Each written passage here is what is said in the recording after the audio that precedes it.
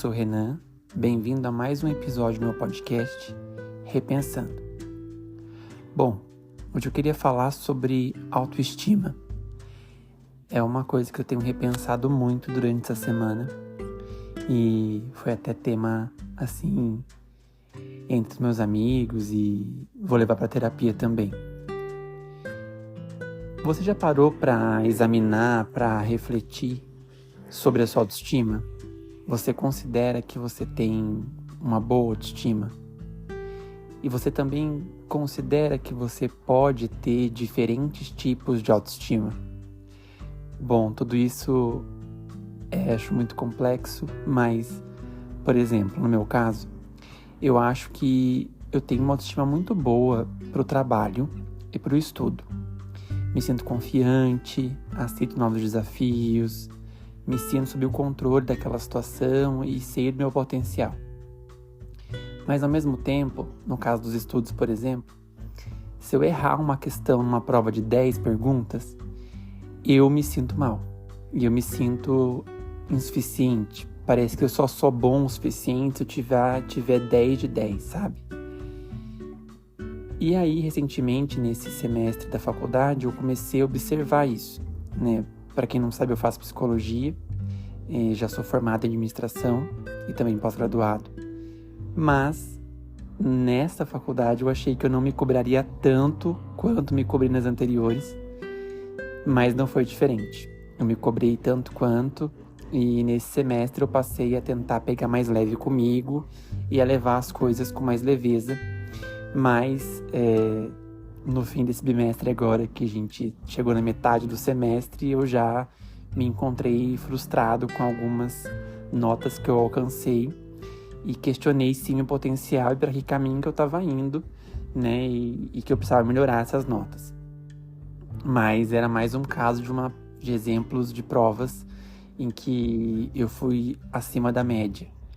Então, são preocupações que eu devo realmente entender se fazem sentido e com o que eu estou competindo. Porque existe uma competição aí clara, né? E que afeta a minha autoestima muito.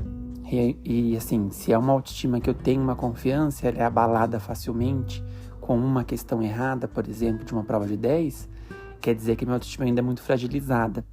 Então eu pude entender que não é tão boa a minha autoestima referente, por exemplo, ao estudo. Já no trabalho é diferente, no trabalho eu aceito críticas com mais facilidade, também reconheço os meus erros e estou sempre disposto a fazer o melhor, mas talvez porque no ambiente do meu trabalho eu não tenha uma comparação e eu não tenha uma competição e também a gestão que faz parte do meu trabalho acaba entendendo que erros e questões que podem acontecer e que são exceções não são a regra daquilo que eu sou como profissional. Então, nesse ambiente, eu não me sinto pressionado. Eu posso ser eu mesmo. Mas aí eu vou vir um pouco para uma outra área da minha vida, que é relacionamento. Nos relacionamentos, eu sempre me sinto fragilizado. Eu sempre me sinto insuficiente. E é muito difícil para mim conseguir me relacionar com uma pessoa e aí, durante esse processo de relacionamento, ser eu mesmo. E aí eu tô sendo específico para relacionamento afetivo, amoroso, no sentido, né, de relacionamento amoroso, para ser mais claro. Então, para mim é mais difícil me relacionar com alguém e mostrar as minhas fraquezas e as minhas dificuldades, as minhas feridas, vamos dizer assim, ao longo da vida. Então, eu sempre tento ser perfeito e sempre tento me adequar à pessoa, né? E aí acaba que eu me mantenho num processo de insegurança. Mais recentemente, eu tive uma experiência e isso melhorou muito essa questão, me trouxe muita maturidade para a questão de autoestima, de quem eu sou, né? E eu passei a me identificar mais recentemente, olhar para mim e me reconhecer, mas eu ainda me sinto muito inseguro, me sinto muito fragilizado e sei que minha autoestima ainda não é a melhor, né, que eu ainda não tenho uma autoestima consolidada. Isso ficou mais evidente quando eu passei por um término recente e a pessoa acabou optando por sair do relacionamento. E aí nesse processo eu me questionei muito, né? Apesar de eu escutar o que a pessoa disse, né, e as justificativas dela, eu me perguntei muito se a culpa era minha, o que eu tinha feito de errado, né, se eu fiz algo que levou o relacionamento a acabar, né, e o que eu poderia estar fazendo para melhorar como um parceiro, sabe? Mas eu tava colocando de novo a culpa em mim, me colocando num papel de inferioridade, de que parece que eu mereci, sabe, ser deixado. Eu acho que esse é um aspecto que logicamente reflete de relações que eu já tive anteriormente e que me fazem voltar para esse lugar. Então, é muito importante, né, a terapia nesse processo, né, a ajuda profissional, vamos dizer assim, porque senão você acaba se enganando, acaba se colocando num papel que nem sempre é o seu, né?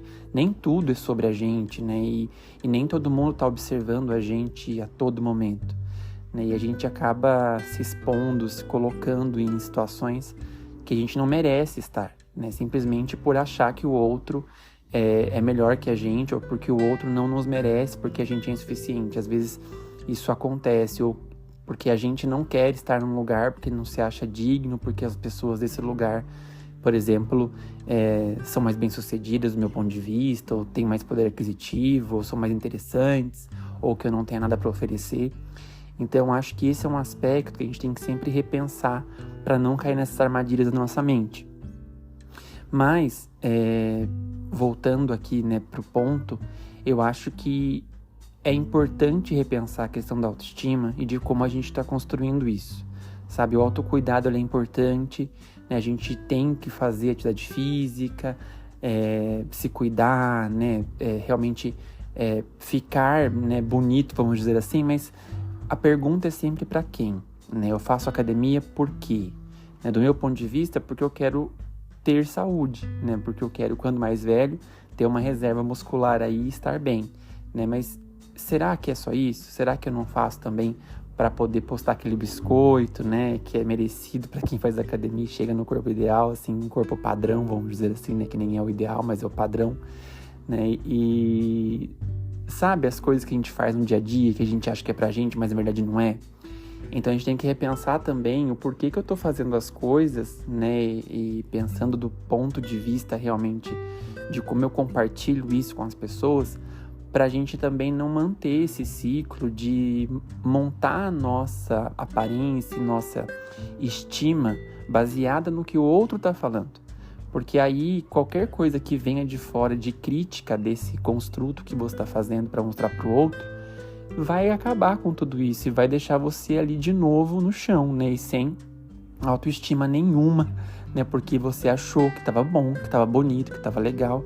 Você tem que fazer as coisas, né? Estou aprendendo isso, temos que fazer as coisas, me incluo nesse papel, pra gente se sentir bem com a gente mesmo. E para que a gente se sinta seguro com a nossa aparência, se sinta seguro com o nosso corpo, né? Com nossas ideias, o que a gente tem para compartilhar, se sinta seguro para falar. E mesmo que venha uma crítica, como você está seguro de si, você conhece sobre você mesmo, aquilo não vai te afetar. Né, que não vai te afetar, pelo menos como afetaria se você não tivesse segurança de quem é. E esse é um processo difícil de alcançar.